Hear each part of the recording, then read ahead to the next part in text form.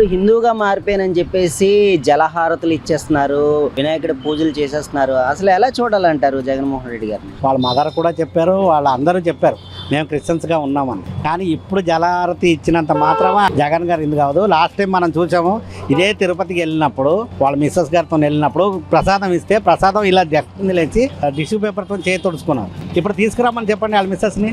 ఇప్పుడు ఏదో చంద్రబాబు నాయుడు గారు ఇంత మంచి పని చేస్తున్నారు, ఇంత ఇది చేస్తున్నారని చంద్రబాబు నాయుడు గారిని డామినేట్ చేయాలని చెప్పి తప్ప హిందూగా ఎప్పుడు మారలేదు సార్. హిందువులంతా ఏకమైపోయారు, హిందువులంతా ఇదైపోయి మళ్ళీ హిందూ ఓట్లు ఎక్కడ పోతాయి అన్న ఒక దీంతో హిందువుల్ని ఇచ్చేయాలని చెప్పి ఇప్పుడు వచ్చి డ్రామా చేస్తే అవ్వదు సార్. ఇన్ని రోజులు ఏంది, ఇప్పుడు ఎందుకు వచ్చింది చెప్పండి?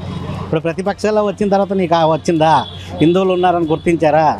ఇంతకుముందు మీకు తెలియదా హిందువులు ఉన్నారని? ఏ గుడికి వెళ్ళారు చెప్పండి? ఈ రోజు వచ్చేసి హిందూ ఆరతీలు ఇచ్చేసి వినాయకుడు పూజ చేసినంత మాత్రాన మీరు మారిపోతారని ఎలాగనుకుంటామండి? ఆ రోజు నువ్వేం చేయలేదే, ఏ ఒక్క గుడి డెవలప్ చేయలేదే, ఏ ఒక్క ఇది డెవలప్ చేయలేదే.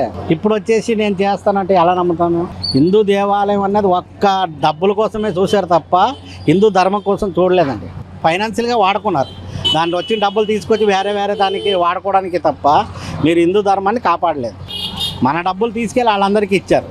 అవి చాలామంది క్వశ్చన్ కూడా చేశారు అప్పుడు, ఇదేంటిది మన హిందూ ధర్మం డబ్బులు తీసుకెళ్ళి మసీదుకి ఇవ్వడం ఏంటి, చర్చికి ఇవ్వడం ఏంటి? ఆ రోజు మళ్ళీ ఎవరు మాట్లాడలేదు. ఆ రోజు జగన్మోహన్ గారు తెలీదా? ఈ రోజు మళ్ళీ వచ్చేసి నేను హిందువుని ఆరతి ఇచ్చేసి నీళ్లు పెడితే ఎవరు నమ్మేవాళ్ళు లేరు కదా సార్.